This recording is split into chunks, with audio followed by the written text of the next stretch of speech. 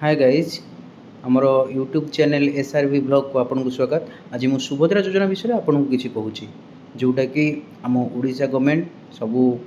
माँ मानक भौणी मानक जो मानकर बयस 21 वर्ष रु 60 वर्ष आउ से सबू क्षमता अच्छी जहाँ कि जमती से क्राइटेरिया हिसाब से पैसा मिलवा कथा तो से सुभद्रा योजना निश्चिंत मिल आउ शुभारंभ करमर 17 तारिख दिन यशस्वी प्रधानमंत्री नरेंद्र मोदी तांको जन्मदिन अवसर में आमर प्रथम पर्यायर 25 लाख 11 जन महिला को निज निज अकाउंट को 5,000 टंका लेखा जाइए। प्रथम टंका लेखा जाइए कि जो टंका लेखा जाइए चेक करने 4,999 टंका लेखा जाइए। किंतु एटी आपण मानकर गोटे प्रश्न मन को आसूची कि कही कि सबू महिला को देवे तो 15 तारिख पूर्वर जिते महिला अप्लाई करते समस्त को देवे तो 15 तारिख पूर्व 74 लाख महिला अप्लाई करते किंतु 25 लाख महिला को कौन पर दिगला तो यहाँ आपण मन में समस्त क्वेश्चन आईपाई दिगला। प्रथम फेज्रे से 25 लाख 11 जन महिला को देते जोटा कि जोटार अमाउंट हूँ 1250 कोटी टंका लगभग तो से मिल जाए। जो मानू मिलनी तो से केमिति मिलिबो से केमिति फॉर्म फिलअप करथिले फॉर्म फिलअप रे किसी भूल अच्छी कि नहीं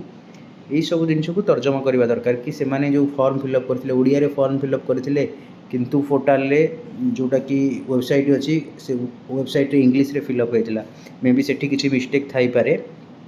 नले से केवाईसी जो बैंक आधार सहित जो केवाईसी सेटा ठीक रे अपडेट हेनी सेथि पई तांको टंका मिलिनी। आउ जो आमर काली कही उपमुख्यमंत्री प्रभाती परिणा मैडम कि 2000 महिला रिजेक्ट होती तो रिजेक्ट कौन पाई सेटा भी आपन को बुझा पड़ो रिजेक्ट ये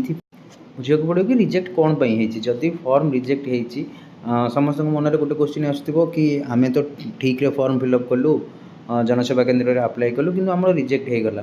तो सेमती किसी ना आपन को वरीड होबार नहीं से मैंने फेज वाइज आम गवर्नमेंट फेज वाइज आपन को दब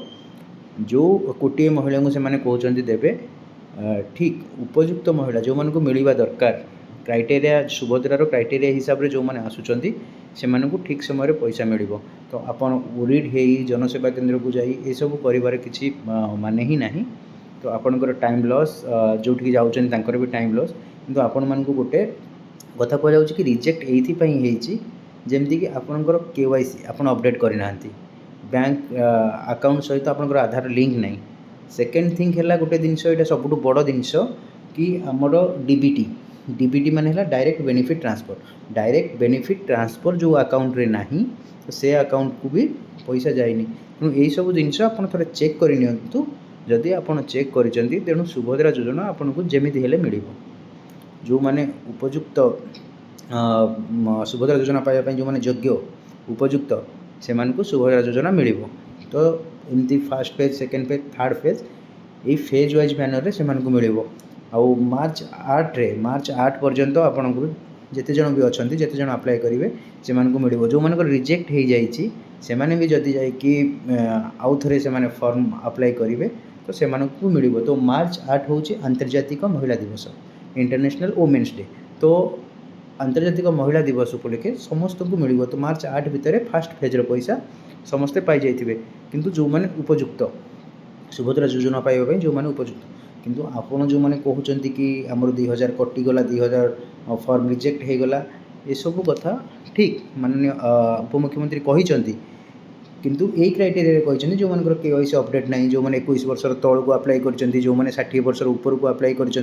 तो यही मानकर पैसा सुभद्रा योजना कटि जाइए किंतु आपण ठीक अप्लाई कर केवाईसी हैनी डीबीटी नहीं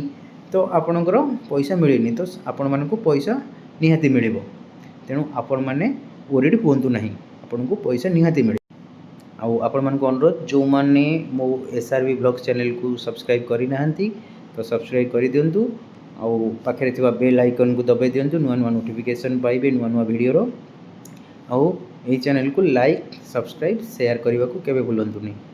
रोची गाइज बाय।